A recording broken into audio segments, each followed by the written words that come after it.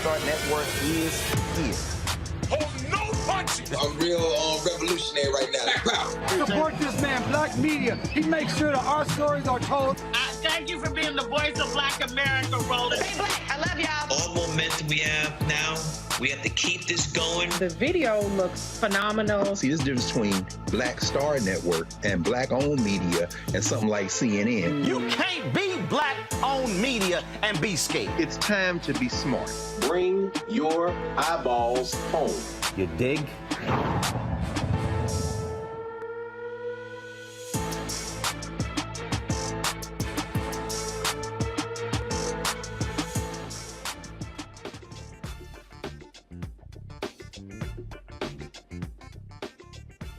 It is December the 30th, the last Friday of 2022. Happy New Year, preemptively. I'm Attorney Robert Patillo, sitting in for Roland Martin for one last day while he is on vacation. Here's what's coming up tonight on Roland Martin Unfiltered, streaming live on the Black Star Network. We're doing our 2022 year in review. We'll talk to our panel about the #1 stories that we want to remember and want to analyze from 2022, and also do some predictions as to what you're going to see coming up in 2023. Also, before we get to that we're going to be talking to the attorney for the Black Army veteran who was attacked by police officers in Colorado and abused. He's now suing the police department and those officers. We'll talk to his attorney. Also, tonight, in our education segment, we're going to be talking to the officials from the Atlanta University Center who are expanding their engineering program to help provide additional access to students. We want to make sure we cover all the stories and get you ready for the new year. It's time to bring the funk on Roland Martin Unfiltered, streaming live on the Black Star Network. He's got it. Whatever the biz, he's on it. Whatever it is, he's got the scoop, the fact, the find. And when it breaks, he's right on time and it's rolling. Best believe he's knowing. Putting it down from sports to news to politics. With entertainment just for kicks, he's rolling. It's on go, roll, roll, y'all. It's Roland Martin, yeah. Rolling with Roland now. He's funk, he's fresh, he's real, the best, you know he's Roland Martin now.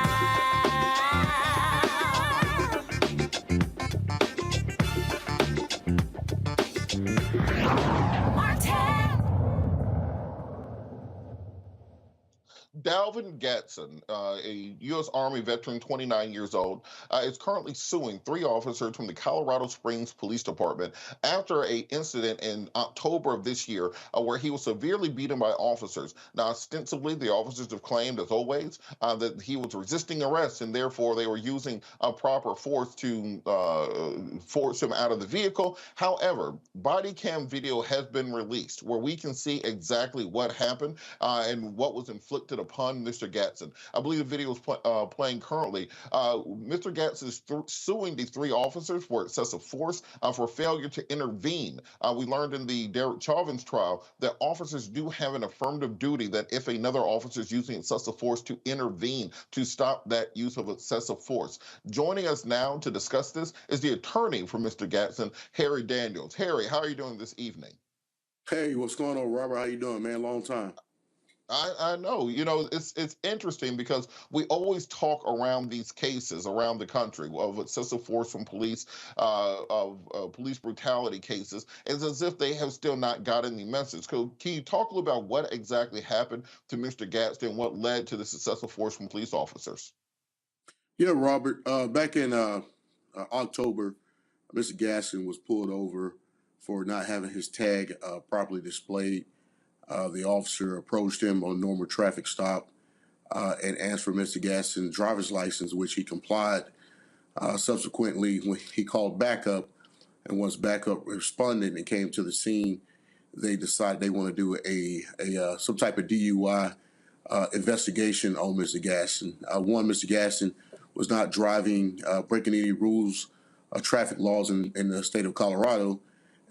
But simply on the fact because they smelled marijuana. Well, Robert, you know well as I know that Colorado legalized marijuana some time ago. So the smell of marijuana is not probable cause to suggest any illegal activity in the state of Colorado. But nevertheless, They want to do a DUI investigation on him with no probable cause to do so. And instead of explaining to him exactly what was happening, what was going on, they decided to tell him to get out of the vehicle. He refused because he was in fact confused of what was happening. And immediately they grabbed him, and you can see the video from there. They used excessive force. I mean, they beat this guy, punched him over in the head over 25 times, kneed him, kicked him. He was on the ground, kicked him in the face, slapped him, and so the injuries, they charged him with felonious assaults on the peace officers. The good thing that El Paso County DA in Colorado Springs, she in fact dismissed those charges, and his DUI was also dismissed by the DMV hearing officer in this matter, determined there's no probable cause. He still have pending charges, but we believe those charges should not have been brought against him. One, because he was resisting a unlawful excessive use of force against him. And quite frankly, I believe he was trying to survive at that point. When a man gets beaten so many times and hit so many times, then you really go in survival mode. That prompted us to file a federal lawsuit in this matter. And I wanted to talk a little bit about Mr. Gadson, because the reason he was in the car in the first place was that he has been working DoorDash. He is a Army veteran who is currently unhoused, who was working towards that. Can you tell us a little bit about the background and the person of Mr. Gadson? Actually, Robert, Dalvin is actually from the state of Georgia, from Savannah, Georgia. And he served in the Army National Guard here in the state of Georgia for some years. And he just fell on hard times, hard times. He was door dashing, saving money to go back, to get an apartment, to go back in the military, in the Space Force. And he was unhoused at the time, but he was working towards that goal. And in fact, the gentleman who was in the car with him at the time, he was giving this guy a ride to work. He got paid him 10 or 20 bucks.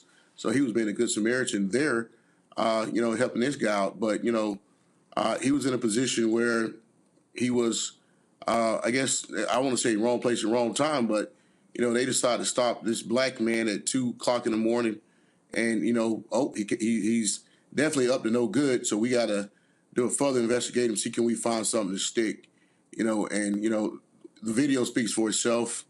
This case is, this is something that when you look at it, it's unconscionable. And the good thing, the state of Colorado has some very liberal laws that denies law enforcement qualified immunity from the rep. Matter of fact, they cannot assert qualified immunity in the state of Colorado under Colorado statute, the Police Reform Act, and that came into play after the Elijah McClain incident that took place in Aurora, Colorado. So we're very confident that we have a very strong case. The video speaks for itself. We're seeking justice for Dalvin Gadson in this case. And like you said, it happens over and over again. No matter what, down at Jared Hobbs, down in Camden County, it doesn't matter. It's continuing to happen, and we're going to continue to pursue justice and fight for people who are suffering these type of incidents. What are the officers saying in the case? Because, of course, they have the standard defense saying, well, they were simply trying to execute their duty. They were in fear. The person resisted. I believe they stated there was a knife somewhere in the car, and because of that, that justified the additional actions. What exactly are their defenses to this? What are they claiming vitiated this vicious beating? Well, let me start here. First of all, the policy and the law in the state of Colorado, before you use any force, you must give a verbal warning that you are going to use force. Well, that didn't happen here. The reason why that law is in place or policy, because it tells a person like, hey, if you don't comply, we may put a hands-on approach for you to comply. They didn't do that here. And their response was that they feared is that he might have been reaching for a knife, a pocket knife in the console, the middle console. Well, Robert, you can see the video. We have multiple angles of this video. Mr. Gadson's body was laying over the console while one officer had his left hand and the other officer had his right hand, and the officer's pumping him, beating, just punching him in the face multiple times.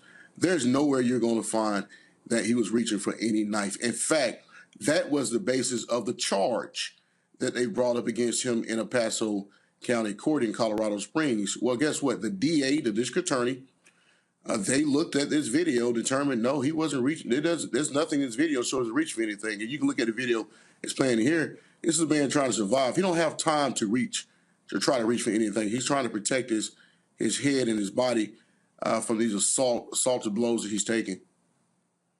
And so one of the officers, I understand, in the case has a track record of previous accusations of police brutality. Can you talk a little bit about that? Yeah, one of the officers, and I dare not call them officers because officers don't perform this way.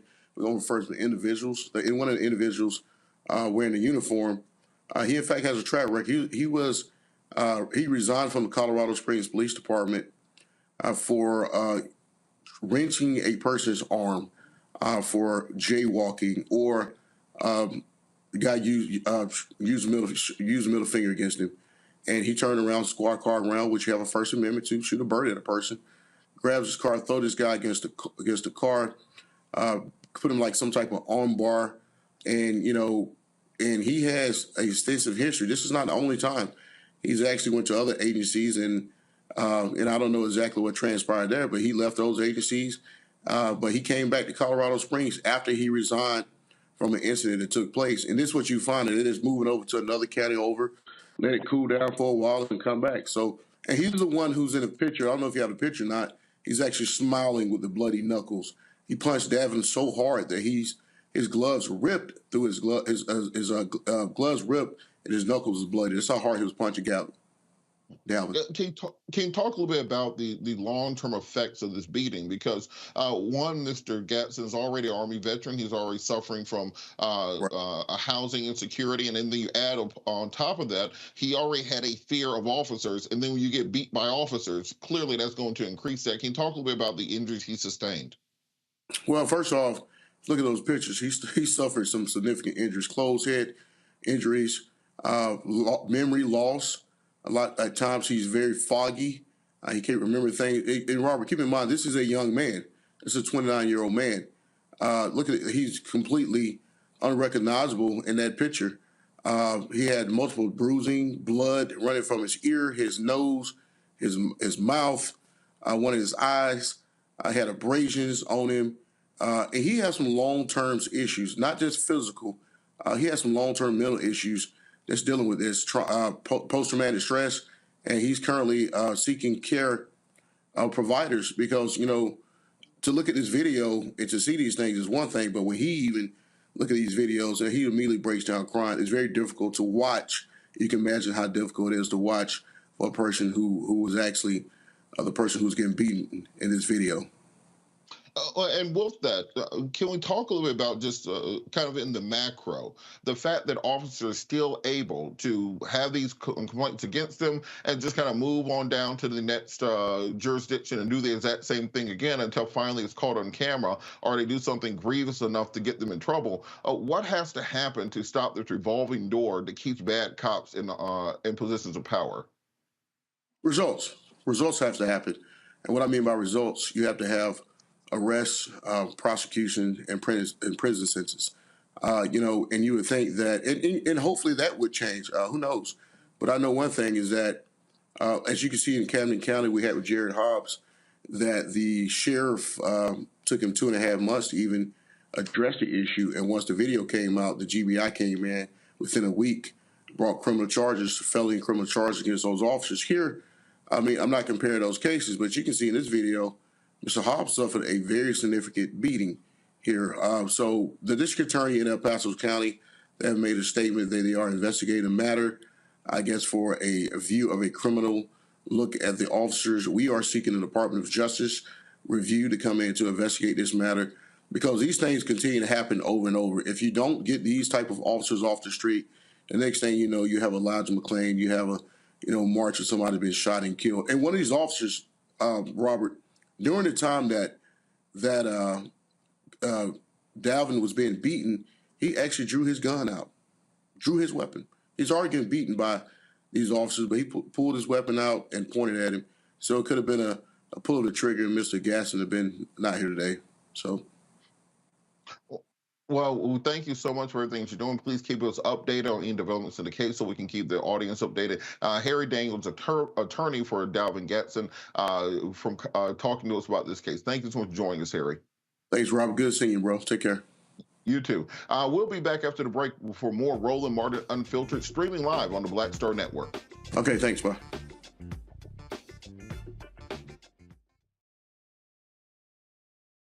I love directing. It's a different kind of peace. I do believe that the 30 years I was acting was to prepare me for what I'm supposed to be doing and that what I'm really am good at. But when you were acting, were you even thinking about directing? Nope. Were you? So what the hell happened? If you had asked me 15 years ago, I probably would have said, no, I don't know. I was doing Ava DuVernay's first film, I Will Follow. Mm-hmm. And during that process, I think because it was her first film, maybe She's self-taught. Absolutely. I probably gave too many suggestions. And at some point, Ava said to me, I think you're a director and you don't know it.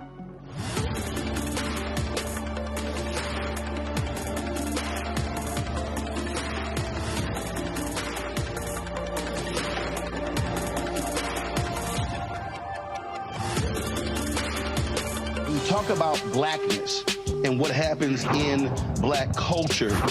We're about covering these things that matter to us, speaking to our issues and concerns. This is a genuine people-powered movement. There's a lot of stuff that we're not getting. You get it, and you spread the word. We wish to plead our own cause.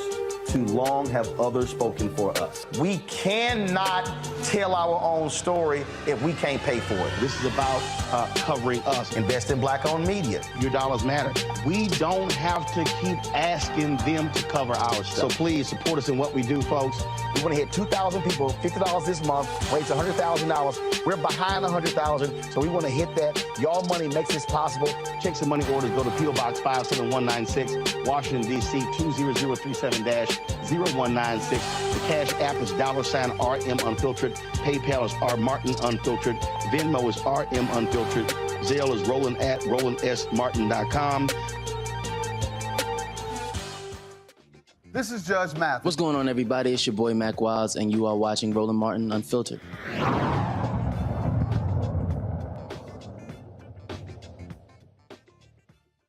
Welcome back. Let's bring our panel in. We have Kelly Bethea, communication strategist, Matt Manning, civil rights attorney, Dr. Larry Walker, assistant professor, University of Central Florida. So it's the end of the year. Last show of the year, so we're going to do our 2022 review. We're going to do a little bit different, though. If you've ever seen Around the Horn or any of those shows, we're going to do almost a lightning round. We're going to give everybody 1 minute to talk about each topic, and we're going to try to go through like 20 topics. So everybody ready?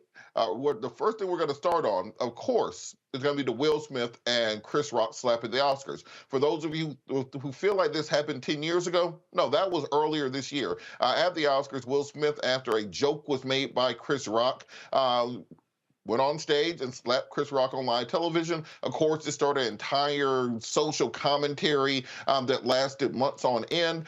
We still have not gotten a full resolution. There's a red table talk on it. So I want to get from each of you, why do you think that this slap was so important and reverberated so much nationwide? And why do you think this is one of the biggest stories of the year 2022? We'll start with you, Dr. Larry Walker. So I think it's quite simply, it was a global event. It was live. I'm not sure in terms of, the time delay, but anytime you have anything like that, and listen, in the age of social media, anything that happens is always picked up and then it goes viral. Anytime you have two superstars, recognizable figures, and once again, this was people viewing this throughout the world, and an incident like that no one certainly expected, not Chris Rock. I don't think Will Smith expected to do that even after Chris Rock made the joke. From walking on stage and slapping him in front of a live audience, that is perfect for trending on Twitter, Instagram, etc. And that's what happened. The unfortunate thing is that obviously that evening was also important for Will Smith in terms of Oscar. Questlove also getting Oscar. I also know that I'm from Philadelphia, so it also broke my heart to see Will behave in this manner. And then obviously in terms of social media, people having a conversation about what it means in terms of both of those being black men. But ultimately, Will Smith, what he did was irresponsible. He should have never walked on stage. If he had an issue with Chris Rock, in my opinion, he should have taken up with him some kind of, after party and talked to him and said, listen, I have a problem with what you said about my wife. Let me talk to you about this. Particularly, these guys have known each other for years. So obviously, like I said, it was trending because it was live and we had two superstars and it's a global event. So it's unfortunate it happened. Hopefully, Will Smith can learn from this situation. I know Chris Rock has a special coming up on Netflix in a couple of months. I know that should be interesting. But overall, it should just never have happened. Absolutely.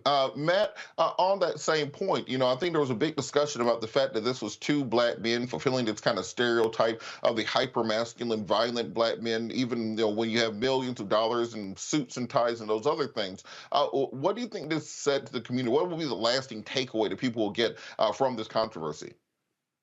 I actually think, Robert, that what people will take away from this controversy is that people of this stature don't get prosecuted for things that happen on film in front of the entire world. I mean, I think a lot of what happened in this case, as it relates to Will Smith in particular, is the way he's been marketed for so many years, is that he's kind of the safe black face, one of the safe black faces in the blockbuster space. So I think, one, that drove a lot of the analysis and a lot of the kind of think pieces behind, we're surprised he's the kind of person who would do this.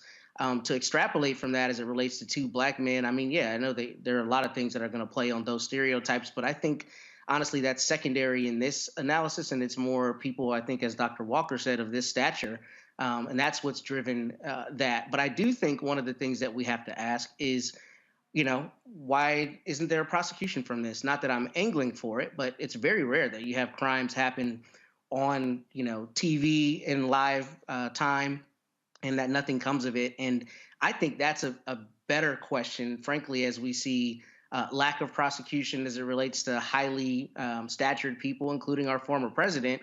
The question becomes, why is there another class of people that evades the same responsibility that you and I would be held to? So I think that's one of the questions that comes from it. And as it relates to both of them, I think their stature is what's driven a lot of the analysis and coverage. Yeah, I think one of the questions people had at the time was if Will Smith had slapped Jerry Seinfeld, they would have taken him out of there in handcuffs. But because it was Chris Rock, for some reason, it ended up being, those just two black men fighting it out. I guess that's what they do. And they turned into an entire social controversy there. Kelly, kind of on that point, you see a lot of what goes on social media. This turned into this big toxic masculinity versus equally toxic femininity on the internet, talking about Jada and August Alsina and Will's manhood and these sorts of things. Why do so many things descend into kind of this black men versus black women thing online? And why was this a catalyst for that? It was a catalyst because it was the first thing that happened in the year.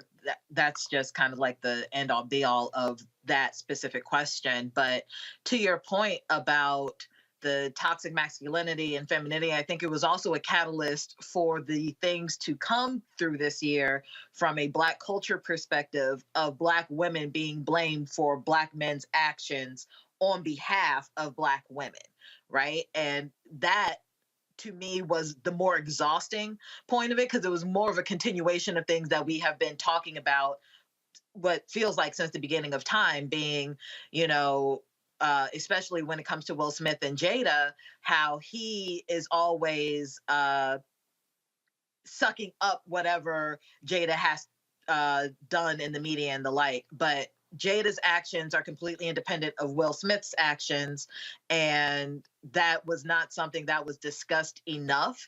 It was more like, oh, Will's at a tipping point, and therefore it's Jada's fault because of all these years of X, Y, and Z. But to sum it up, it does feel like it was 10 years ago, right? But it was only 11 months ago. Hopefully we do not have a repeat of any of that during this Oscar season. Granted, Will has been banned for 10 years. But to your point of Will not being charged, my understanding is that it's because Chris Rock chose not to press charges. Now, whether the state can do that on behalf of Chris, what have you, I don't know. But I thought it was one of those situations where, because of the gravamen of the offense being two Black men on this global stage, Chris didn't want to elevate the situation any further. But I could be wrong. Well, I think it's one of those things that people are going to be talking about for years. Next story up, we have to talk about the confirmation of Supreme Court Associate Justice Katanji Brown Jackson. President Biden fulfilled a campaign promise that he made. He said before the South Carolina primary, I will appoint a Black woman to the Supreme Court. He came through with that with Katanji Brown Jackson. Now, of course, he had to have a Senate majority in order to do so, because please believe, if Mitch McConnell was still the Senate majority minority leader, she would have even gotten a vote. They would have made up some new reason to do so, but she was able to pass through. Kelly, going back to you, what does it mean to have the first Black woman on the Supreme Court? It means everything. I mean, it is truly a momentous occasion. I remember celebrating this when it happened. I wish it meant even more, being that she would have, tipped the scales as far as the right wing versus left wing thinking on the court. She just replaced a justice as far as the votes go, but as far as a Black woman on the bench, as someone who has graduated from law school and at one point in time aspired to be in her shoes, it was like I was a little girl again, seeing me up there. I think a lot of Black lawyers, a lot of Black women in law saw themselves in KBJ that day, and every day since, in that, we are finally being seen on the highest bench in the land, in the highest court in the land. And that is just an incredible feeling that has carried me throughout 2022.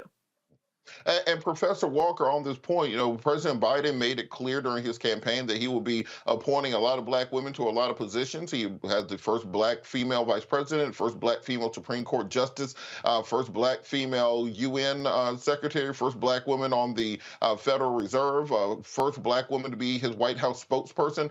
Is this just symbolism, or is this actual progress for the community? No, it's progress. And listen, I'm a former Capitol Hill staffer, and I can tell you that in certainly my time on the Hill and since then, you haven't seen so many women, Black women, in positions of power. Let's also give President Biden credit for the number of Black women he's in terms of that have been appointed, confirmed by the Senate. Let's not forget that. That's another really important piece of this.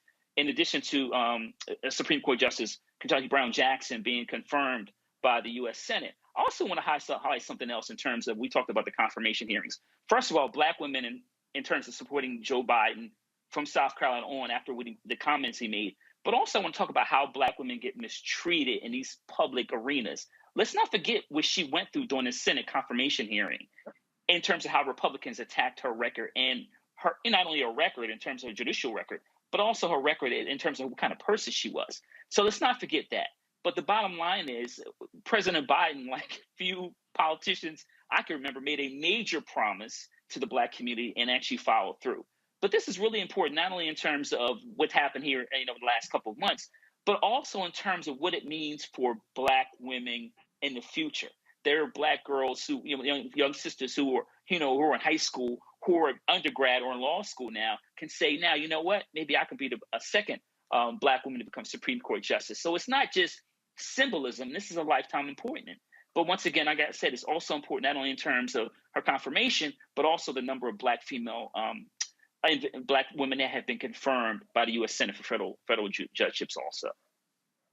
And Matt, can you talk a little bit about what KBJ or Katanji Brown Jackson is going to mean to the Supreme Court? Where you saw last week on the Title 42 decision, she concurred on the dissent with Neil Gorsuch, opposing the Supreme Court basically overstepping their constitutional power in order to extend Title 42. We've seen her voting alongside progressives, but also crossing party lines, joining opinions with other groups. What is her judicial temperament and her experience coming from being a prosecutor, being a lower court judge, mean to this court going forward? I think that's a brilliant question. And I think the simple answer is that she has the actual experience to make decisions that will affect actual Americans. I didn't even realize it until I prepared for today that she is the first justice to have criminal defense experience since Justice Thurgood Marshall. So you think about that. I know that's one of the things she was attacked about. And I think Dr. Walker, said that very astutely.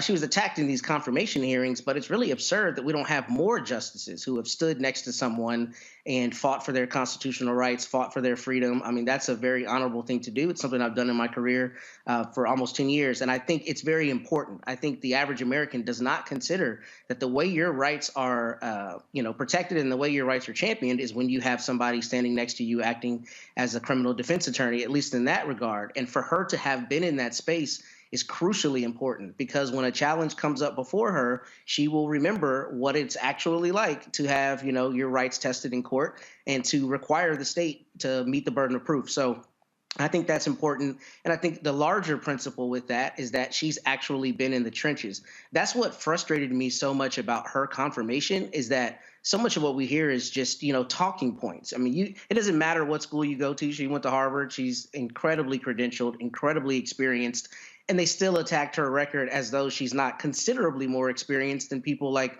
Justice Amy Coney Barrett. So I think she's a very necessary voice, and I think she's a voice who will be coming from the necessary experience to lead us forward with some of the seminal questions we're going to be faced with, including things like qualified immunity, Roe v. Wade, and some of the other stuff that's kind of in the national zeitgeist right now. Absolutely. I think that her appointment is going to be basically a moment that unites people around this idea of having folks on the Supreme Court who are not just academics, people who have just written papers and written books, went directly from law school to faculty to author to being on the court. We need some people who actually know what it's like to be a lawyer. We're going to keep our year in review going after the break. You're watching Roland Martin Unfiltered, streaming live on the Black Star Network. We'll be back after the break.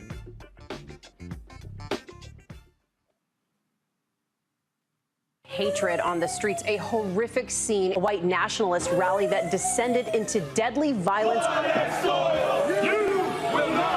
White people are losing their damn minds. As an angry pro-Trump mob storms the U.S. Capitol, we've seen shooting. We're about to see the rise of what I call white minority resistance. We have seen white folks in this country who simply cannot tolerate black folks voting. I think what we're seeing is the inevitable result of violent denial. This is part of American history. Every time that people of color have made progress, whether real or symbolic, there has been what Carol Anderson at Emory University calls white rage as a backlash. This is the rise of the Proud Boys and the Boogaloo Boys. America, there's going to be more of this. Here's all the Proud Boys, guys. This country is getting increasingly racist in its behaviors and its attitudes because of the fear of white people. The fear that they're taking our jobs, they're taking our resources, they're taking our women. This is white fear.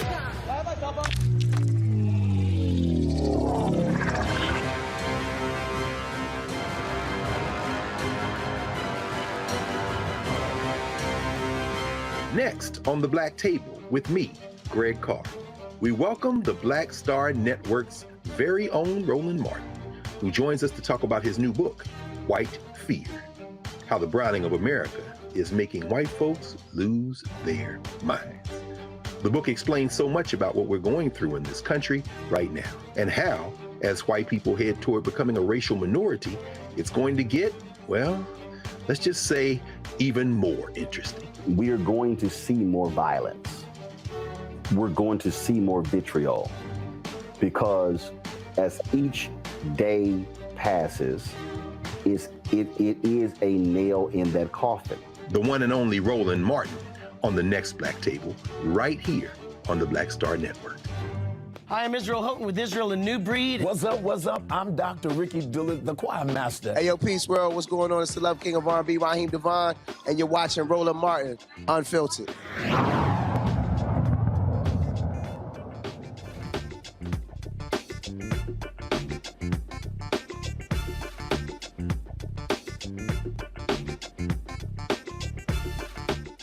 We are doing the 2022 year in review with our panel. We're doing hustle time, so we're doing about a minute per person per topic, get through as many of these topics as possible. And then we got to talk about the Trump crime spree of 2022. As you know, there are active investigations against President Trump in Fulton County, Georgia, where he's accused of election interference for trying to pressure the Secretary of State, Brad Raffensperger, to throw the election in his favor. He's under investigation in New York for the Trump Organization and their business dealings. He's under investigation for January 6th and his involvement with that being a criminal referral to the Justice Department. He's under investigation for the Mar-a-Lago documents, where a special prosecutor has been set up to determine determine whether or not he violated the Espionage Act by keeping classified information in Mar-a-Lago. But the question is, will any of these finally get Trump? Seems like we have a new thing that's going to get Trump every 6 months. And just like Frank Underwood in House of Cards, he always makes his way out. So, Matt, I'm going to start with you. Which of these investigations is most likely to finally get Trump? He's going to get caught up. He's not going to be Teflon on all of these. And I think the one that I personally think he has the most issue with is the Mar-a-Lago classified documents issue, because I was just talking about this to a colleague today. I think he's going to have real problems with controverting the mental state, right? Generally in a crime, there is a mental state. You intentionally or knowingly do something. Well, if your lawyers are conferring with Department of Justice lawyers and they're given several opportunities for you to turn over all these documents, you don't turn over those documents, subsequent classified documents are found in your possession, then it's very hard to defend the idea that you were unaware that you had to turn those documents over. As to all the other charges, I think some of them are going to stick. I think really what you're looking at, though, is a psychological question of whether juries are going to be willing to convict, and whether prosecutors will really be willing to go forward with charges. I know we've talked about that ad nauseum on the show, but I think as it relates to those that you've delineated, I especially think he's got problems with the Mar-a-Lago investigation. And Kelly, Matt mentioned the prosecutors, and you have Fonnie Willis, the prosecutor in Fulton County, going after President Trump, who I've tried cases against. She ain't no pushover. You have Letitia James, the prosecutor in New York, going after President Trump. Which of these cases, including the January 6th cases, do you think will be the most likely to result in a conviction, or at least a prosecution of President Trump? I mean, I feel like all of them have enough evidence for conviction. The fact of the matter is, I think which one is, I think it's really whoever's on first. When it comes to the New York cases, though, I think because from what I recall, if they have enough evidence, if they have enough history there, considering that he's a New York native and all of these things, like they've been working on his case for an incredibly long time, like before all of the January 6th stuff, from my understanding. So I think they have evidence outside of just insurrection and him being dumb while he's president of the United States. They have enough on him outside of things that we just saw all year in 2022. So probably New York.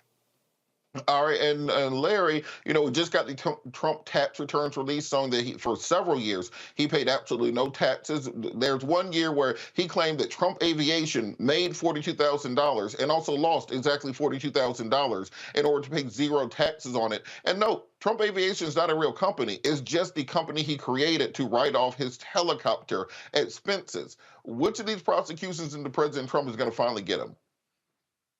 So I like to describe 2022 as the year getting over, and 2023 will be rent due. The rent is due. I mean, look, we talked about all these Mar-a-Lago, Georgia. I think that which really could get him also, and I think any of these cases are certainly going to be problematic, as we can see. But I think internally with the January 6th Select Committee, in terms of the referrals to the DOJ, I think that'll also get him. And listen, like all of these cases seem, clear. And I know we call him Teflon Don in terms of being able to skirt laws for the last few decades. But I think that with the great work of the Select Committee and Chairman Benny Thompson, and like I said, with the referral they've made to the DOJ, I think that will get him if these other cases won't. But I certainly think Mar-a-Lago in particular, as I said, I worked on the Hill, and anything relating to classified documents, if that was me, I would have been placed under the jail the day after. You would have been all the way in Guantanamo. Let's be for real. Like they don't let you take classified documents and keep them. Yeah, you can't keep them in a closet next to the buffet bar at Mar-a-Lago. I mean, let's be for real. Continuing with Hustle Time, we have to talk about the overturning of Roe v. Wade. As many of you remember, the Supreme Court released a decision 6-3, overturning the 50-year-old precedents of Roe versus Wade, turning America basically back to the Missouri Compromise. You have half of the states literally being abortion states and half being anti-abortion states, with state laws which restrict abortion to 6 weeks kicking in across the country. President Biden signed an executive order to protect abortion on the national level. However, they were not able to push through a protection for abortion rights legislatively the same way they did with the Respect for Marriage Act. So, Kelly, I will throw it over to you. What does this decision to overturn Roe mean long-term for America, and what's the future of this overturning when we go forward legislatively? That's a loaded question. Ironically, I started The Handmaid's Tale this year. I had never seen it, heard of it, of course, but I never seen it. And I watched it a couple months back. And the decision to overturn Roe v. Wade seemed like the catalyst to start something aligned with The Handmaid's Tale story. I'm not saying that we are on our way to becoming Gilead per se, but it's certainly mirroring the themes in that show, and that women are increasingly becoming objectified and just seen as property, because there's no way you can justify taking away my right to do with what I want with my body for whatever reason, and act like we can just go about our merry little way as Americans. That's just not how this is going to work, especially when you had the freedom to do what you want with your body for 50 years. So with that in mind, what I see in this country is a lot of archaic, asinine laws getting ready to roll out in 2023. I see a lot of women, honestly, supporting these laws because they think that it's the Christian thing to do or the moral thing to do. And that's not the case in either category. And I am concerned. I'm just concerned with how it is going to be spun into a morality movement or a, more conservative movement, and not going to be called out for what it is, which is stupid. Matt, on that same point, I think that what people miss in this case is the ignoring of stare decisis, the breaking of precedents. What does it mean when we know that we have a Supreme Court now that has a 6-3 majority that don't give a damn about precedents, doesn't give a damn about stare decisis? They're willing to overturn long-standing laws. They've become the activist court that they used to warn us about in the 1980s. Can I say first, Robert, that you are killing it tonight? All of your questions are brilliant. And I think the answer to that is, one, they got where they wanted to go. I think the thing that people are learning about the Supreme Court is it's not apolitical. No matter how much we try to lie to ourselves about that, it's not. You look at the confirmation processes, you look at who's chosen, you look at the promises made, you look at the attacks lobbied. It's very clear that a lot of the Supreme Court justices are working in lockstep with their respective parties. To shift gears a little bit, though, I think your metaphor that this is the Missouri Compromise is the most brilliant thing I've heard as it relates to this, because this is exactly what I continue thinking about as it relates to the Supreme Court and really your average American citizen. We have a crisis of federalism in this country. I live in Texas. The idea that a woman in Texas does not have the same rights as a woman in Massachusetts, when we live in a globalized economy and in a country that something happening in real time across the country I can not only see but comment on, really, I think, stretches the bounds of the Constitution and the federalism that, underpins our government. And I think at some point we have to have a reckoning with how we're going to resolve that. I know what the Constitution says, but realistically, citizens around the country have denied amendments in Kentucky and Kansas and California and all these other places to their constitutions. And I think the large question becomes, we as Americans, how do we countenance having rights in one state that you don't have in another state? Particularly rights that go towards bodily autonomy. So I think it's important that we continue to, be vigilant to basically tell the Supreme Court what it is we want as Americans, because I think here they just ignored the precedent because they, voted along party lines to get where they wanted to go, rather than looking at what was appropriate constitutionally. Yeah, I remember back in law school, you'll read decisions from Learned Hand and some of these titans on the court, and they'd have this long reasoning going back to the Star Chambers of European common law. Now, just like, look, this is what we wanted it to be, so y'all figure it out later. And that's pretty much what the Supreme Court is now. Larry, even with the Dobbs decision, we still saw in places like Georgia with Brian Kemp and Florida with Ron DeSantis and Governor Abbott in Texas getting 70% of the white women's vote in the midterm elections. And that was across the board nationwide. What do you think this means long-term politically, the Dobbs decision? Many people credit it with Democrats holding on in the midterms, but also, it didn't really hurt Republicans as much as people thought it would. So in terms of white women and their vote for the three, conservative, governors you talked about, this is one of those mess around and find out situations. Let's be clear about when we talk about this issue relating to the reversal of Roe v. Wade. This was decades in the making. This is not. It certainly be shocking any legal experts, anyone with policy backgrounds in terms of following how the Federal Society has been creating a pipeline of judges to get us, and the Republican Party has been, working together to make sure we got to this kind of their Supreme Court decision Super Bowl, so to speak. So it's not really that surprising we've gotten here. And I think the question is, what does this country look like moving forward, the next 4 to 8 to 12 to 20 years? And we do have a dividing line in terms of, blue states pro-reproductive rights and red states, some of which have large population centers, large states like Texas and where I am in Florida, in terms of limiting a woman's reproductive rights. And it's just almost like we're having, it's this ideological civil war we've had, and it's progressively gotten worse over the last several years.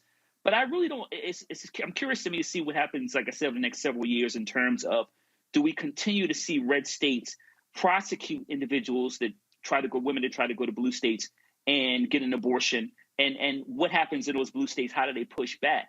But I want to circle back around your point about white women and the percentages you highlighted. It reminds me of a song by Public Enemy called Fear of a Black Planet. And let's be clear about this decision and what it means for neoconservative religious conservatives. It is about maintaining a certain population and power balance. That's all it is about. It's not about fairness and equity. It's certainly not about what the majority wants. It is about demographic change and power and control. And so over the next several years, like I said, it'll be really interesting to see if some white women who have voted in the way you just described wake up now that their rights have been infringed on. But I wouldn't bet on it. Well, look, for millennials, we ain't having kids. And that's what this is really about, white people wanting to have more children. For millennials, dogs are the new children, plants are the new dogs, and children are just like this exotic thing that only rich people can afford. I don't understand how y'all have them. Last story before the break, I'm going to do super hustle time, 30 seconds each. Walker versus Warnock. Why was this race still so dang close that it went to a runoff? It was still less than a point. Matt, I'm going to start with you. Why the hell was this race so close between Walker and Warnock? Because people are stupid, and they were, I think, frankly, and they were, either blinded by celebrity or they were allowing Herschel Walker to be pimped by the Republican Party. I mean, he clearly was not qualified, and the fact that this was as close as it is should set off alarm bells. I know you're there in Georgia, but I mean, to me, it's just absurd that it was ever this close, especially when you see a candidate who's out espousing ideas that are directly contrary to his own, life experience. I think it's extremely problematic, and it's concerning for me going forward. I'm glad Warnock won, but I don't know how Herschel Walker was ever really in the race for this Senate seat. And Kelly, Herschel Walker threw a pregnant white woman down a flight of stairs and still got 70% of the white woman vote. What does it mean? What does it tell us about what America really views when it comes to women, that they will take a serial woman beater and still nearly elect him to the Senate? Well, this is what I was talking about previously, about how women are increasingly becoming less of a human in people's eyes and more as an object, as an incubator for children, as a thing, like, I don't know if you remember the show My Wife and Kids, but just using the titles like My Wife and Kids, like we are property. We are something to behold, but not something to respect. And that's one aspect of it. But more pointedly, it really just goes to show how much people want to preserve the power that they have, to keep the power that they have, that they are willing to forego morals, they are willing to forego laws, they are willing to do whatever it takes to keep the modicum of power that they have. And they don't even care who is the face of that power, so long as the power still is within their reach. I don't think anybody particularly cared for Walker. I don't think that white people liked Walker. I think that behind the scenes that they were kind of pissed off that a black man was representing the Republican Party in Georgia, because no one saw that on their 2022 bingo card or any bingo card for any year pertaining to the state of Georgia and their politics. However, because they are so gung-ho about keeping power, they said, screw it, and just put their eggs in that basket and let them fall where they may. Thankfully, they ended up with egg on their face, because who needs Walker as a senator for any state, let alone Georgia?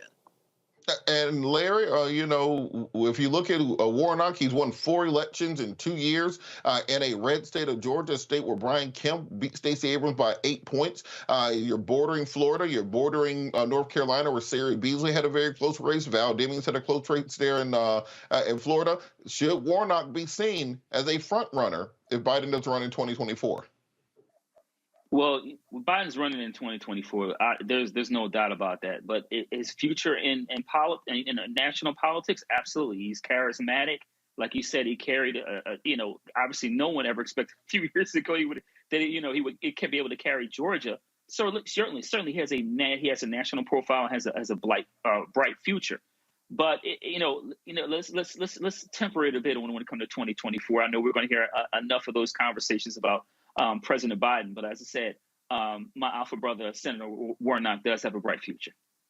All right, we're going to keep this conversation going after the break with our year in review. You're watching Roland Martin Unfiltered, streaming live on the Black Star Network.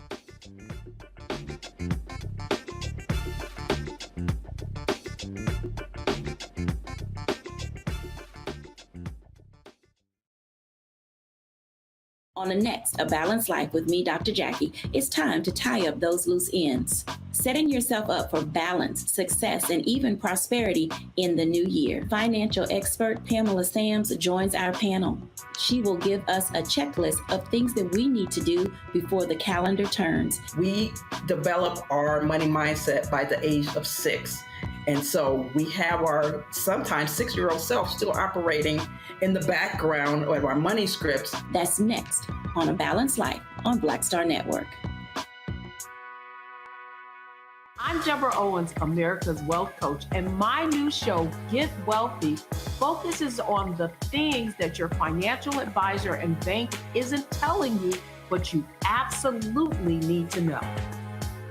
So watch Get Wealthy on the Black Star Network.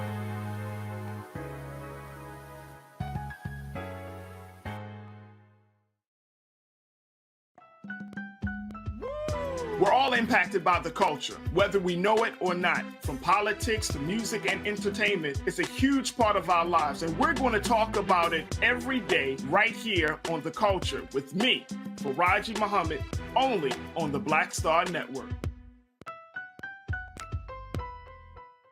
Hey, what's up, everybody? It's Godfrey, the funniest dude on the planet. Hi, I'm Israel Houghton. Apparently, the other message I did was not fun enough. So this is fun. You are watching Roland Martin, my man, Unfiltered.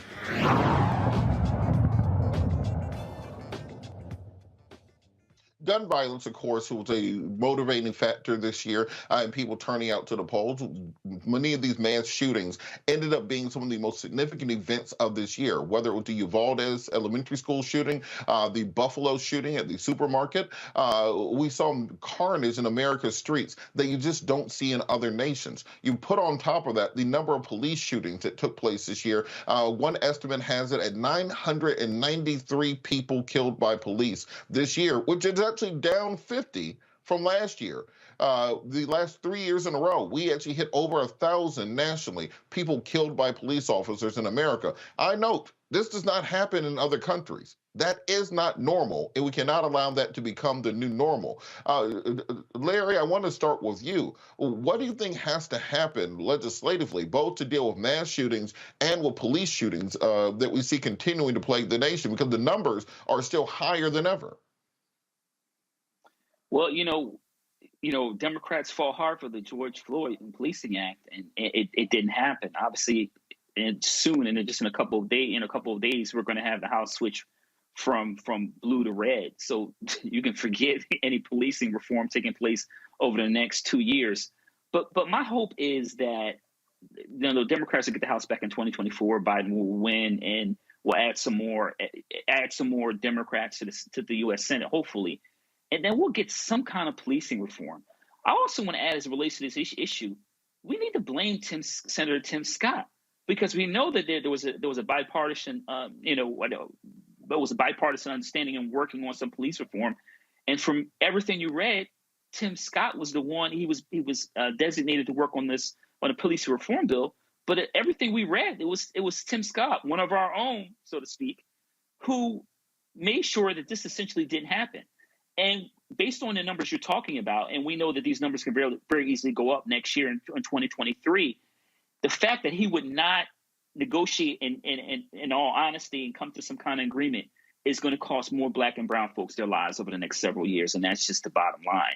So I'm hopeful in the next couple of years, certainly not next year or the year after that we can, Democrats can retake the House. And like I said, hold on to the Senate and the White House, and we can get some kind of comprehensive police reform.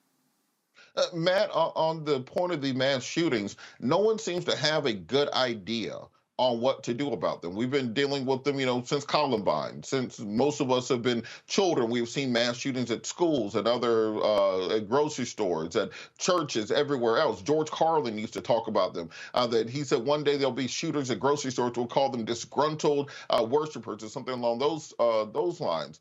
What can be done legally to try to stop this from happening? Because, as I said, this doesn't happen other places. Well, as you see in the wake of Uvalde, there are obviously a number of lawsuits. I saw that the big class action that was just filed starts out with the words of Cesar Chavez, talking about the people being united will never be defeated. And that's what it ultimately comes down to for me, Robert. I think we have a real problem in this country with looking at reality rather than falling to rhetoric.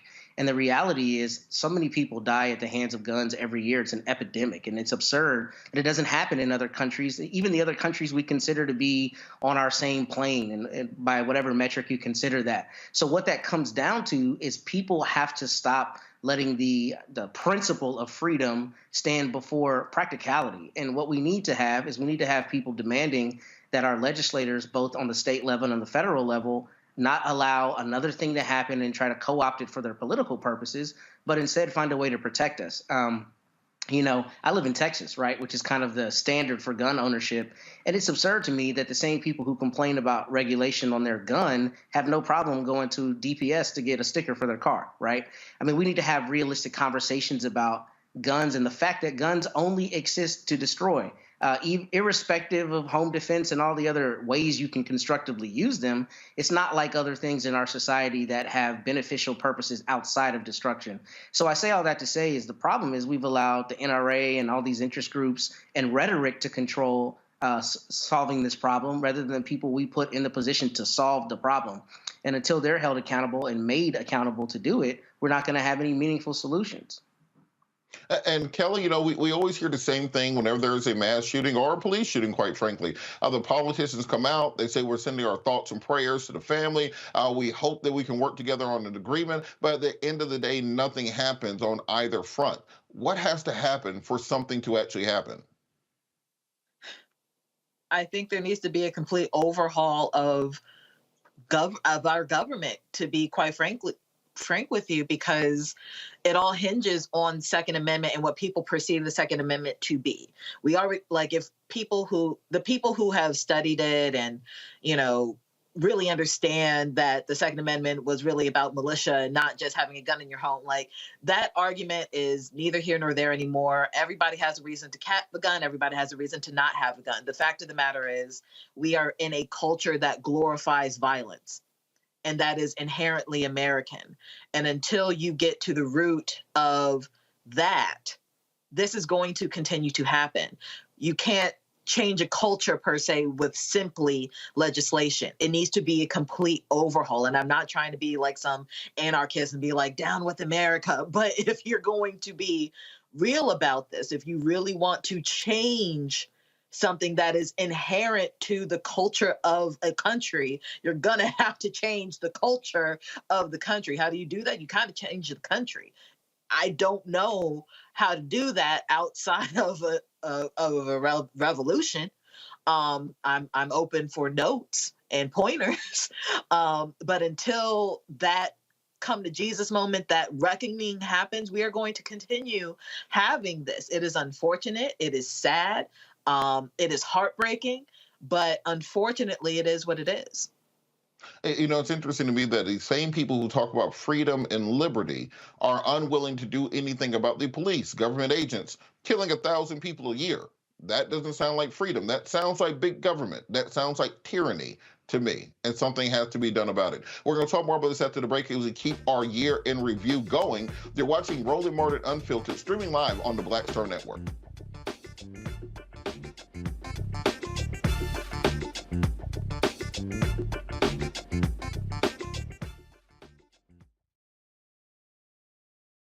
I love directing. It's a different kind of piece. I do believe that the 30 years I was acting was to prepare me for what I'm supposed to be doing and that what I'm really am good at. But when you were acting, were you even thinking about directing? Nope. Were you, so what the hell happened? If you had asked me 15 years ago, I probably would have said, no, I don't know. I was doing Ava DuVernay's first film, I Will Follow. Mm-hmm. And during that process, I think because it was her first film, maybe She's self-taught. Absolutely. I probably gave too many suggestions. And at some point, Ava said to me, I think you're a director and you don't know it.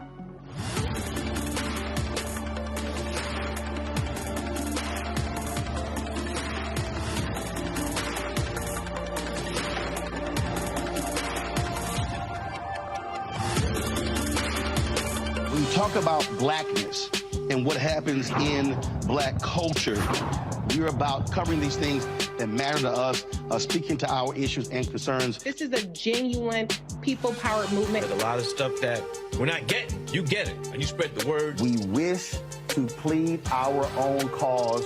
Too long have others spoken for us. We cannot tell our own story if we can't pay for it. This is about covering us. Invest in black-owned media. Your dollars matter. We don't have to keep asking them to cover our stuff. So please support us in what we do, folks. We want to hit 2,000 people, $50 this month, raise $100,000. We're behind 100,000, so we want to hit that. Y'all money makes this possible. Checks and money orders go to P.O. Box 57196, Washington, D.C. 20037-0196. The Cash App is $RM Unfiltered. PayPal is R Martin Unfiltered. Venmo is RM Unfiltered. Zelle is Roland at RolandSMartin.com. Hey, I'm Amber Stevens-West. I'm Avery Sunshine. So this is Roger Bow. I got a message for Roland Mascot. Oh, I'm sorry, Ascot Martin. Buddy, you're supposed to be hooking me up with some of these mascots. I'm sorry, ascots that you claim to wear. Where's mine, buddy? Where's mine? That's all I got to say to you, okay? Mascot, goodbye. Hi, this is Essence Atkins, and you're watching Roland Martin Unfiltered.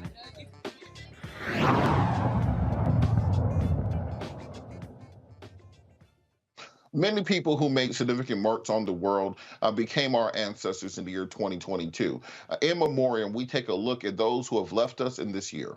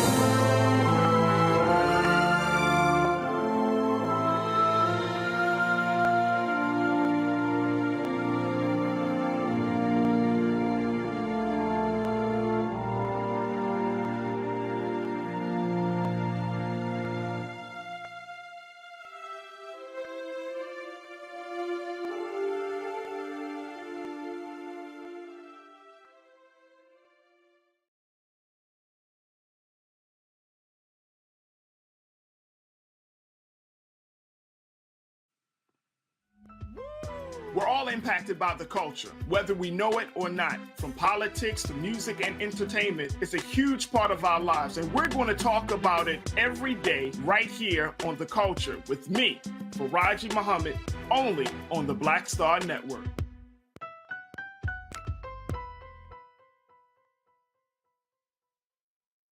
Next on The Black Table with me, Greg Carr, we welcome the Black Star Network's very own Roland Martin, who joins us to talk about his new book, White Fear, How the Browning of America is Making White Folks Lose Their Minds. The book explains so much about what we're going through in this country right now, and how, as white people head toward becoming a racial minority, it's going to get, well, let's just say, even more interesting. We are going to see more violence. We're going to see more vitriol, because as each day passes, it is a nail in that coffin. The one and only Roland Martin on the next Black Table, right here on the Black Star Network. When you talk about blackness and what happens in black culture, we're about covering these things that matter to us, speaking to our issues and concerns. This is a genuine people-powered movement. There's a lot of stuff that we're not getting. You get it, and you spread the word. We wish to plead our own cause. Too long have others spoken for us. We cannot tell our own story if we can't pay for it. This is about covering us. Invest in black-owned media. Your dollars matter. We don't have to keep asking them to cover our stuff. So please support us in what we do, folks. We want to hit 2,000 people, $50 this month, raise $100,000. We're behind 100,000, so we want to hit that. Y'all money makes this possible. Checks and money orders go to P.O. Box 57196, Washington, D.C. 20037-0196. The Cash App is $RM Unfiltered. PayPal is R Martin Unfiltered. Venmo is RM Unfiltered. Zelle is Roland at RolandSMartin.com.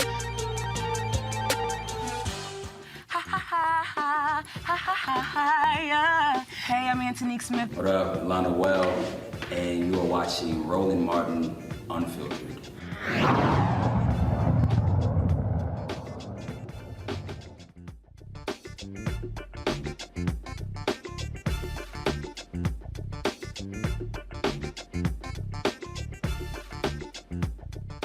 A stern remembrance of those who have transitioned from this earthly plane to join our ancestors in eternity. I wanted to go back to our panel to ask you, who do you think was the most significant passing of this year? A year where so many of our heroes and legends have gone on to eternity. For me, I think that something that has not been looked at enough is the number of young rappers and entertainers who died in 2022. It seems like we cannot go a week without a prominent young rapper, normally under 25, either dying to gun violence, drug addiction, or some other circumstance. And the number of young comedians also who have passed away in 2022 under the age of 30 has been startling. And I think for this generation, they have learned to live with the trauma of the people that they love and look up to passing so frequently that it's part of the hardening that we see with this generation, where they simply believe that life's not going to last that long because so many people they look up to expire so early. So I'm going to go to the panel. Larry, I'm going to start with you. What death this year do you think struck you the most? So it could easily be Sidney Poitier, right? In terms of his Guess Who's Coming to Dinner, of his number of other Oscars, et cetera, To Sir With Love. But I'm going to go with someone who, when I saw, with a list of names that struck me of a memory I remember from years ago, and that's Lani Guinier. And I remember when she was, at the time, I think she was a law professor at Penn. Honestly, I think I was an undergrad, didn't really know who she was. And I got invited to some kind of event, and she spoke. And I remember being blown away and having a long-term impact on my life. So for me, like I said, I'm highlighting Lani Guinier as a person who, like I said, overall really kind of had an impact on, just my life. But like I said, certainly Sidney Poitier in terms of international film star, in terms of everything he's done and winning Oscars, and also obviously being a role model for a number of Black actors who've gone on to win Oscars, and his support of other Black actors throughout his life. Yeah, absolutely. Kelly, what death this year really struck you, and do you think will have the longest lasting impact? there was a lot of names on that list, but I'm going to go personal this time and say the death of my brother. He was 26 years old. His name was Robert Bethea, and he was killed in his home in Milwaukee of this year. As far as celebrities go, the one that hit me the most, mainly because it was triggering because of my brother's death, was Takeoffs, because it came out of nowhere. He had a history of doing nothing wrong to anyone, and yet he was still taken out of this world before the age of 30. It is heartbreaking to me that so many young Black men, of course Black women as well, but so many young Black men just don't get to see their fullest potential for whatever reason by way of gun violence. And this is not about to be a spiel on Black violence. That's not a thing. None of that. But again, with the romanticization of guns and the culture of gun violence in this country, we have become desensitized to people dying by way of bullet wounds. And it's sad, and the pain doesn't necessarily go away. With my brother specifically, I'm the oldest of 3. And when people ask about, like, well, how many siblings do you have? I immediately say I have 2. But now I'm down to 1 because someone didn't think my brother's life was worth living in his own home.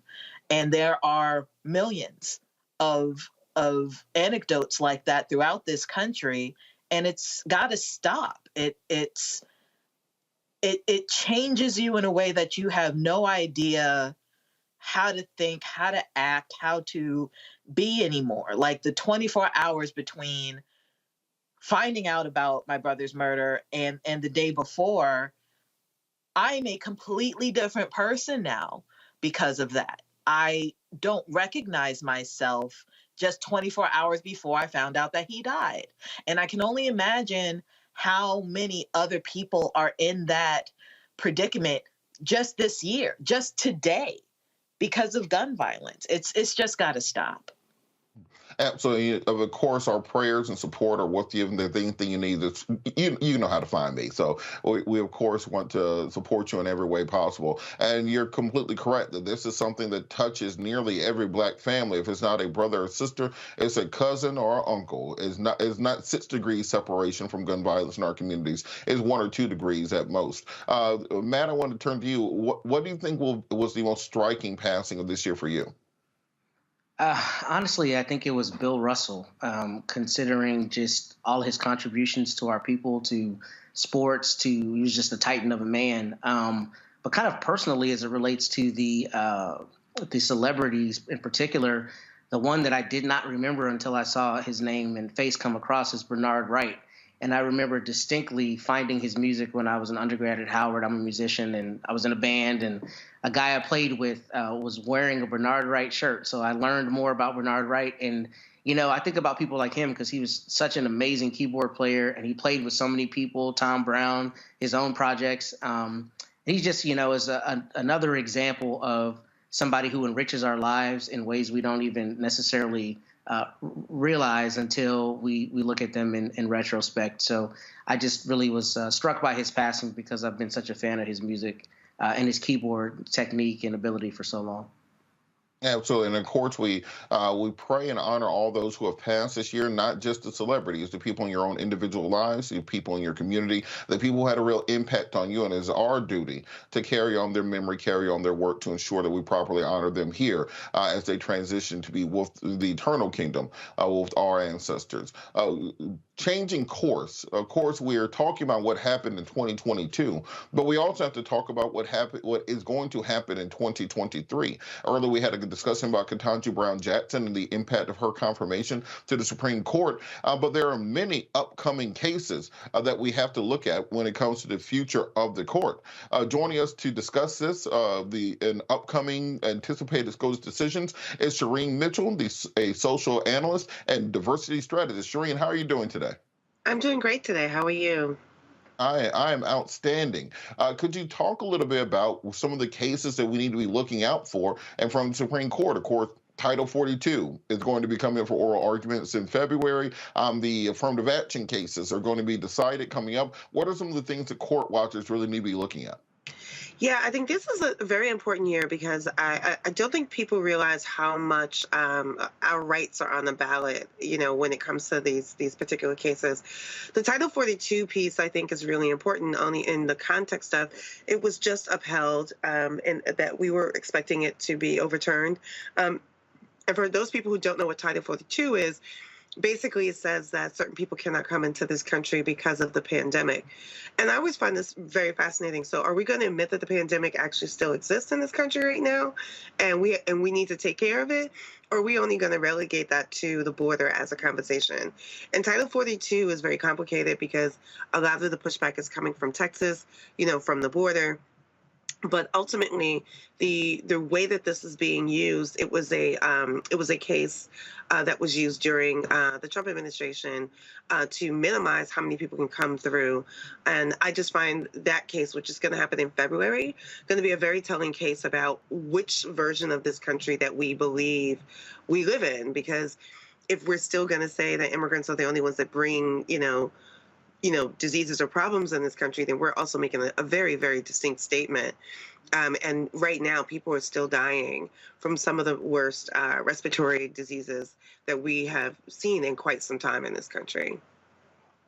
And kind of piggybacking on that point, you have the dissent opinion that was joined between Neil Gorsuch and Katanji Brown-Jackson, and they talked a lot about this not being within the powers of the Supreme Court, that the Supreme Court is not supposed to make immigration policy, and effectively what they're doing is overstepping the president, overstepping Congress, overstepping the regulatory agency, overstepping international law when it comes to claiming asylum in this country, and really legislating from the bench. What are the long-term ramifications of having a conservative activist court of this nature?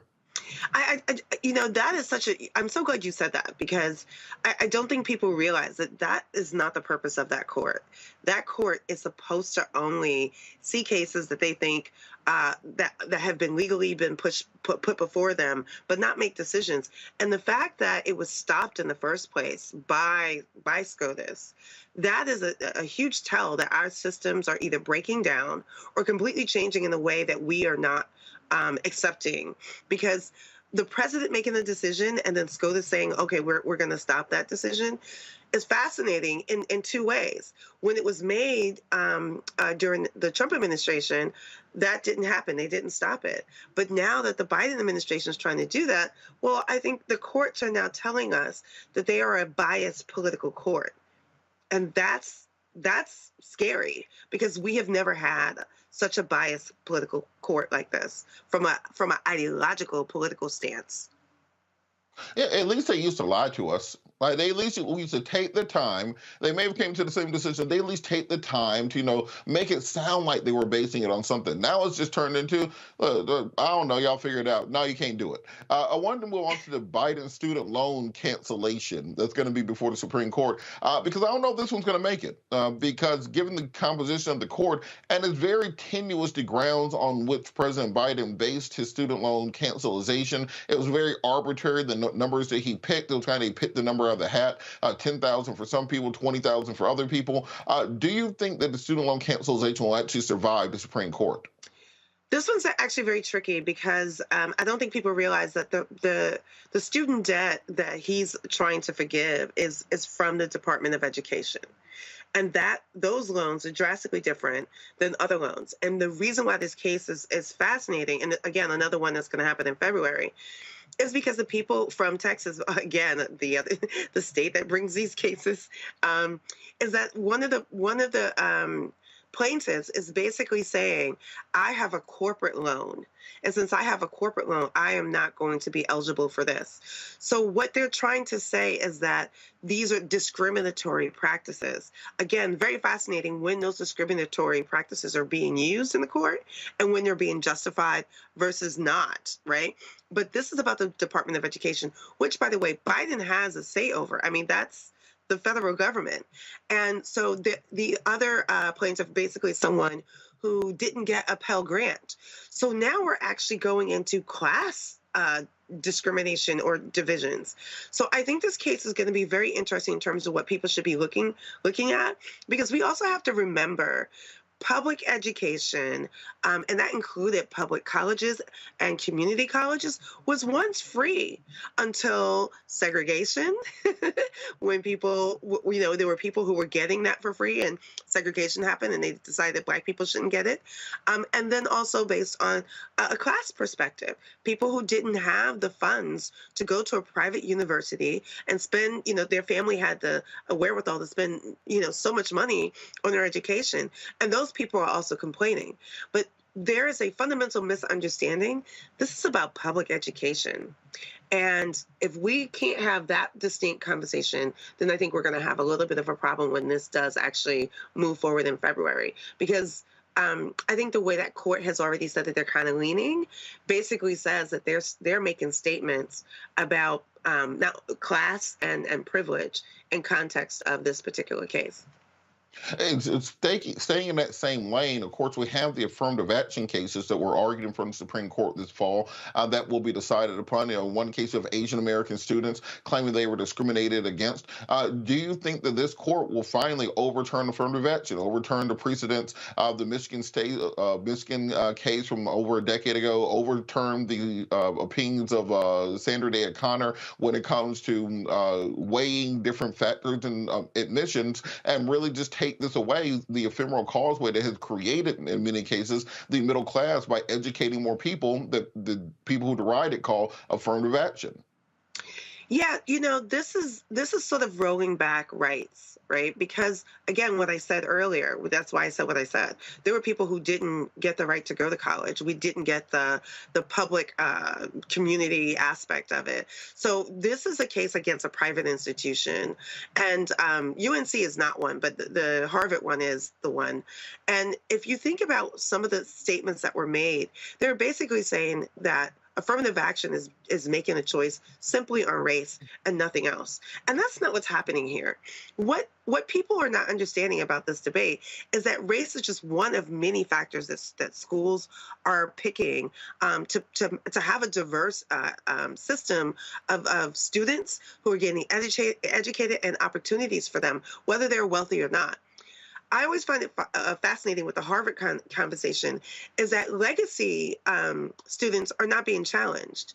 The students that are being challenged are the people who are saying these are students that don't deserve to be here, and that they're somehow being granted something they don't deserve. And it is causing a clash between Asian Americans and African Americans, as well as a clash about this conversation about what is actual racism. If you listen to this case, and I think people should pay close attention to what was actually said, even Asian Americans are saying that they don't fall into the classification of race. So race, religion, sexuality, and they're outside of that, and that's the case they're presenting. Then are we redefining race in this country now? And I really want to understand people not guessing or framing that if one group says they're not a part of the race class, then and they're not a minority, what does that mean as who's being classified as a minority in this country, and who's being classified as white or white privilege passing? And that's what this case is about. I am not sure how this case is going to turn, because I do know we have people like Thomas who does not believe in affirmative action at all. But we also have people like Jackson who's very adamant that race is not the definitive factor here, and we should have a broader conversation. Absolutely. I want to bring the panel in on this discussion. Matt, I'm going to go to you first. What do you think is going to be the big case that the Supreme Court decides in 2023? For me, I think that they've been chipping away at voting rights for the last decade or so, and chipping away at the Civil Rights Act of 1964 for the last couple of decades. I think they might go for the full enchilada and just reform the Interstate Commerce Clause and take away the ability for the federal government to infringe upon individual actions. What do you think will be the big thing they decide? I think you kind of spoke to it. I think they're going to empower states even more to make decisions and to try to take away some of the federal power. I'm not sure exactly what the big decision will be. I just frankly don't know. But I do think that Ms. Mitchell was brilliant in her analysis insofar as it's our rights on the table. And I think everything is under attack. I think the Dobbs decision from this last term is a precursor to what we're going to see. And I think there are going to be other things on the chopping block. And I think it's really going to require us as Americans to have an existential conversation as to what we're going to allow. Look, every time I come on the show, I tell people that they work for us. We don't work for them. So it's absurd that we have 9 people who are acting as gatekeepers. You can tell I argue for a living, right? Acting as gatekeepers in Washington, D.C., telling me that I can no longer be an American fully in the ways I've been able to my 36 years on this planet. It's absurd. And I don't really know how you stop it because people are buying the rhetoric, and that rhetoric is so politicized. And I think Ms. Mitchell, again, was spot on with that. We've been lying to ourselves for all these years about the Supreme Court being apolitical. They are super political, and they're showing us that. And I think anyone who cares about their rights and cares about the Constitution and cares about true freedom as an American should be concerned about what they're going to do in this term because they're continuing to gut the freedoms that we have. So I'm not sure exactly what that answer is, but I'm suspecting it's going to be everything. And I think they're coming at our necks with everything they have on every question that comes before them. Kelly, what do you think this term of the court might mean for women's rights? We've already seen them roll back Dobbs. They could come for contraceptives next. They could come for equal pay. What do you think is going to be the outcome of this term for women? It's going to suck no matter what the votes are going to come down to just because of how the court is split at the moment. But to your point, when you were talking about what the next big case is going to be, I keep having nightmares about Justice Thomas's concurrence, I believe it was, when he was saying about basically the other cases that he would like to see challenged in the court regarding contraception, regarding gay marriage, regarding it was like everything except loving, because that would actually affect his personal marriage. All of it is at stake at this point. And that is what I'm most concerned about. It's not just women, although I am a woman, I am gravely concerned. A lot of this has to do with every aspect of who I am as a person.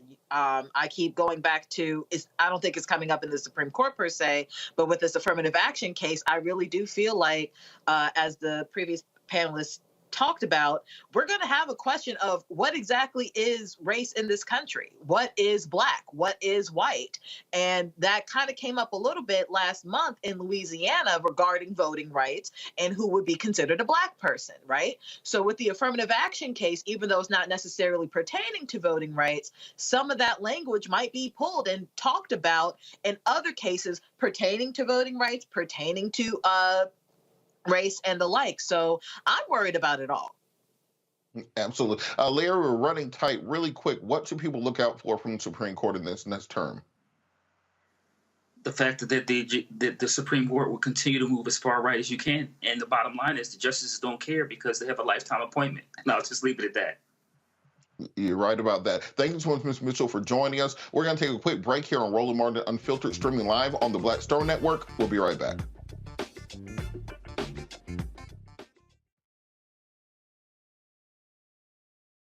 I'm Deborah Owens, America's Wealth Coach, and my new show, Get Wealthy, focuses on the things that your financial advisor and bank isn't telling you, but you absolutely need to know. So watch Get Wealthy on the Black Star Network.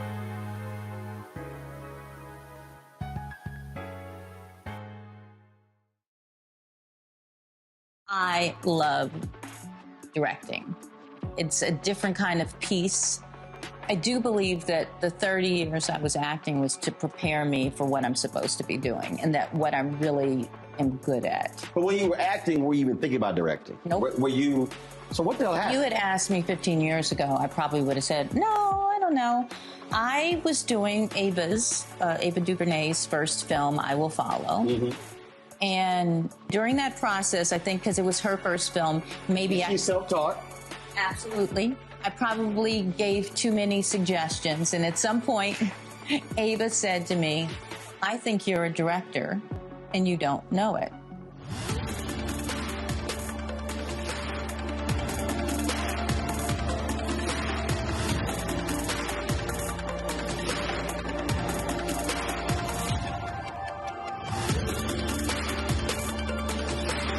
Hatred on the streets, a horrific scene, a white nationalist rally that descended into deadly violence. White people are losing their damn minds. As an angry pro-Trump mob storms the U.S. Capitol, we've seen shooting. We're about to see the rise of what I call white minority resistance. We have seen white folks in this country who simply cannot tolerate black folks voting. I think what we're seeing is the inevitable result of violent denial. This is part of American history. Every time that people of color have made progress, whether real or symbolic, there has been what Carol Anderson at Emory University calls white rage as a backlash. This is the rise of the Proud Boys and the Boogaloo Boys. America, there's going to be more of this. Here's all the Proud Boys, guys. This country is getting increasingly racist in its behaviors and its attitudes because of the fear of white people. The fear that they're taking our jobs, they're taking our resources, they're taking our women. This is white fear.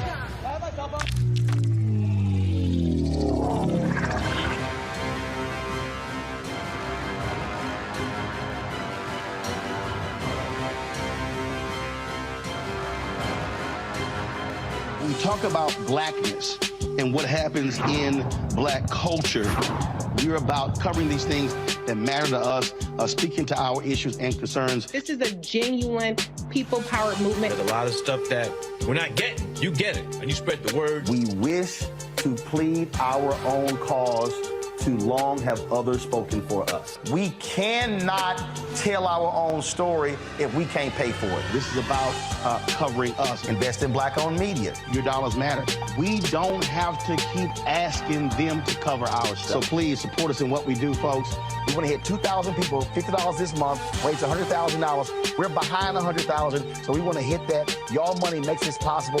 Checks and money orders go to P.O. Box 57196, Washington, D.C. 20037-0196. The Cash App is $RM Unfiltered. PayPal is R Martin Unfiltered. Venmo is RM Unfiltered. Zelle is Roland at RolandSMartin.com. Next on The Black Table with me, Greg Carr, we welcome the Black Star Network's very own Roland Martin, who joins us to talk about his new book, White Fear: How the Browning of America is Making White Folks Lose Their Minds. The book explains so much about what we're going through in this country right now, and how, as white people head toward becoming a racial minority, it's going to get, well, let's just say, even more interesting. We are going to see more violence. We're going to see more vitriol, because as each day passes, it is a nail in that coffin. The one and only Roland Martin on the next Black Table, right here on the Black Star Network. Hey, I'm Antonique Smith. Hello, everyone. It's Kiara Sheard. Hey, I'm Taj. I'm Coco. And I'm Lily. And we're SWV. What's up, y'all? It's Ryan Destiny, and you're watching Roland Martin Unfiltered.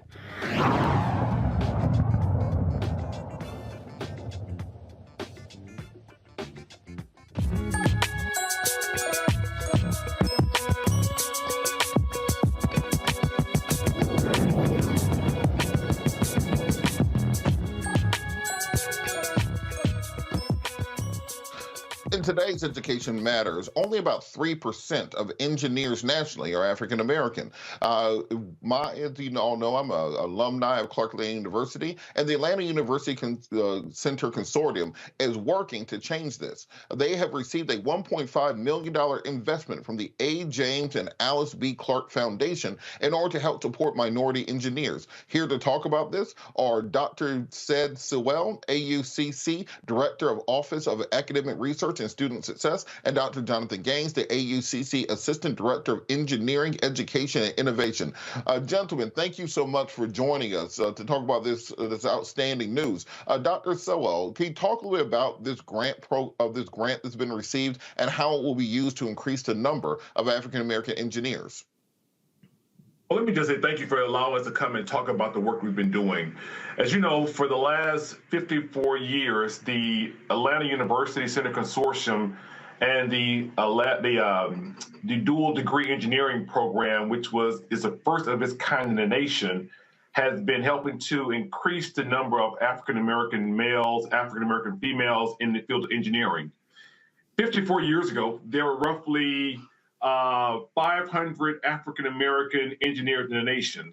Today, there are roughly 85,000. And though that sounds very impressive, that is less than 3% of the total population of engineers. And so we are committed to helping to increase the number. So since we started this work 54 years ago through the AUC Dual Degree Engineering Program, we have produced over 4,000 students who are now engineers, one of which is Dr. Jonathan Gaines, who you will meet shortly, who is joining us. But the Institute for Dual Degree Engineering Advancement was conceived to help other private liberal arts institutions to think about building out a dual degree engineering program using the best practices of the AUC. And so we're so excited that the Clark Foundation has invested in this program, this institute, to help us to build out this program. We will be creating makerspace for students, experiential learning for students, as well as convening various liberal arts colleges, minorities serving throughout the nation, to share our best practices that we've been doing for the last 54 years. And so we're excited that the $1.5 million is just a step in that direction. We're hoping to use this as a seed for a $4.1 million capital campaign to build out this institute on the AUC campus. And so we're excited about the commitment from the foundation. We're even more excited about being able to continue the work that we've been doing for 54 years and to help produce more African-American as well as minorities engineers for the nation. And so we're excited about that. And staying with you before we bring Dr. Gaines into the conversation, can you talk a little bit about the $4 million capital campaign and building out this this engineering center? You know, where is it going to be located at on the campus? What are going to be the goals of this? And how can people help get involved in this capital campaign to start contributing now? Well, as you know, February is World Engineering Day, World Engineering Month. And so we're hoping to launch this campaign in February. We're looking for all minority engineers to support this campaign because it's the first of its kind. This is a national hub for engineering, for minority engineers. And so Dr. Gay will talk more about the overall goals of the Institute, but for the first time, this is a leading institute to help build out and help grow more minority engineers for the country. And as you know, engineering is an area where there's great need for diversity. However, unfortunately, it has not seen the diversity as it should over the last plus years. And so we're excited about being able to help advance that for our country and the field of engineering. All right, and Dr. Gaines, it's a great place to bring you in. I was just going to say, Dr. Gaines, is a great place to bring you in. I want you to talk a little bit about what the goals and ideas behind the Institute will be. Absolutely. So Institute for Dual Degree Engineering Advancement, or IDEA, it really has 4 outcomes. The outcomes are increased innovation for our students, increased diversity and understanding engineering identity, how that plays a role in really kind of helping our students understand the value of their diversity to the field of engineering. The third outcome is increased engagement. And so being able to really involve our students and increase their opportunities on campus. And then the last one is increased achievement for our students. And so the 4 outcomes really are a way for us to increase the engagement in advanced dual degree engineering broadly on a national scale. So we're going to really research these outcomes, be able to really bring about solid and advancement for our students. And so this is a labor of love for me because, as Dr. Sewell mentioned, I'm a product of the program. And so it really came back to make a difference, really impact the students, really to help them realize their dreams and realize what their goals are for the field of engineering. Absolutely. And kind of selfishly, is there any way we can have a Steagles built inside of the Institute? Now, we haven't had that on campus in a while now. You know, you need that wings on wheat around 2, 3 o'clock in the morning. Just a suggestion, putting that out there. Want to bring the panel in. We have Dr. Walker. I want to give you an opportunity to ask a question of our guest. Yeah, congratulations. I know this is a critically important issue. You mentioned the 3%. And I had, I guess, 2 questions. The first question is, in terms of getting this money and what you're as you build out, what percentages or numbers have you, in terms of what you said we were looking to increase by as it relates to Black or minoritized students? That's the first question. And the second question is, you know, some of the institutions we talk about here, Morehouse, Spelman, you know, in terms of the overall cost into members of the Black community, if they don't got a lot of financial aid, may be difficult. What do you, when you come to talk to students, recruiting students about the 3+2 program, what are you saying about how we can help you out with cost and, you know, make sure you don't have too much debt? So those are my 2 questions. So let me just jump in there first with the second question first. As you know, the dual degree is a 3+2 program. Students will go to the one of the 3 AUC schools, be it Clark Atlanta University, Morehouse College, or Spelman College for 3 years, then transfer to one of the 9 partnering schools, be it Georgia Tech, which is our signature campus, or University of Michigan, or A&T, North Carolina A&T, or even Auburn University. But more so than that, we support students financially. Many of our students, as you know, these schools are very expensive. Morehouse is very expensive. As a graduate, as well as a graduate of Clark Atlanta University, these schools are very expensive. So we use resources to help augment their financial need. And so we provide, through the dual degree engineering program, money to help move them through the program. We're hoping to continue to do this with the Institute, as well as to build upon the opportunities to provide these students with experiential learning.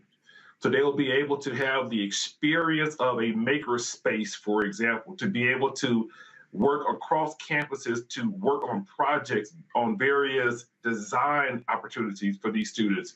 This is the idea of building this building so that these students have a space for them to focus on their craft and to hone their overall skills. And so we're excited about that. To your first question, you know, the AUC has been doing this work for 54 years. We're now just expanding on what we've been doing since the beginning. As you may know, this AUC dual degree engineering program is the first of its kind in the nation.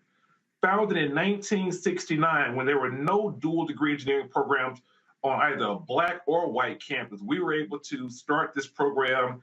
And for the last 50+ years, we have been helping to produce for the nation African-American engineers. And so as you see, Dr. Gaines is just one, but we have some stellar alums, one of which is Ted Colbert, who is the CEO is the president of Boeing Defense. And so he's just one of our many alums that are doing extremely well. We're hoping to build upon that type of legacy and to produce even more through the Institute. Absolutely. Attorney Manning, did you have a question?